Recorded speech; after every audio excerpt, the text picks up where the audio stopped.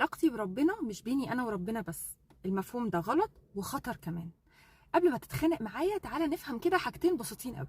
الحاجة الأولانية، ربنا سبحانه وتعالى لما نزل الأديان السماوية وكل الرسالات كان الهدف المشترك بينها زي ما اتعلمنا هو حاجة واحدة بس، أن نعبد الله وحده لا شريك له. فلما نعبده يحصل إيه؟ نطيعه، ننفذ أوامره. فلما ننفذ أوامره برضو يحصل إيه؟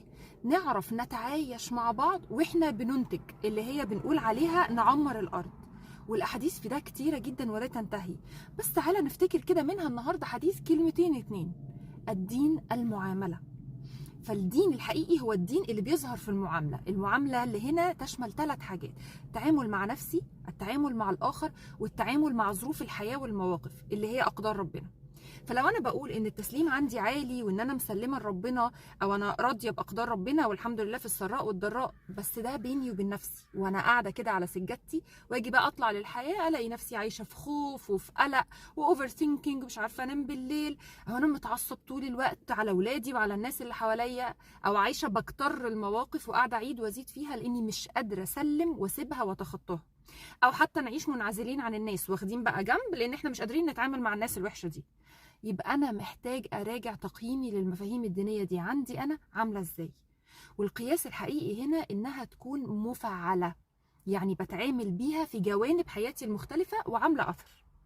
طيب هل ده بقى معناه إن أنا أحس بالذنب وأنب نفسي؟ لا إطلاقا. النظرة الأمينة دي مع نفسي هي اللي هتحميني من الخطورة التانية. إيه هي بقى؟ اليأس. حتى لو أنا مش بقوله بشكل واضح، لكن اليأس اللي بقى مترجم في حياتنا من إننا نعيش مرتاحين أو نعيش حياة طيبة. وده ظاهر في معظم كلامنا، الناس كلها بقت وحشة، الناس صعبة جدا، الحياة دي ضنك بس ما فيهاش راحة. وننسى بقى من عمل صالحا من ذكر أو أنثى وهو مؤمن فلنحيينه حياة طيبة. يعني الحياة الطيبة الحلوة دي احنا نقدر نوصل لها وفي الدنيا، بس بإيه؟ بالعمل الصالح. أي عمل صالح؟ لا، العمل الصالح اللي وانا مؤمن. يعني تاني، المفاهيم الإيمانية اللي أنا برددها بلساني، التسليم والرضا والسعي وكل المفاهيم الحلوة قوي دي، تبقى ممتدة ومصبوغة في عملي وتعاملاتي، فتبقى العلاقة اللي بيني وبين ربنا أحدثت أثر حقيقي في الأرض وفي حياتي أنا شخصيا.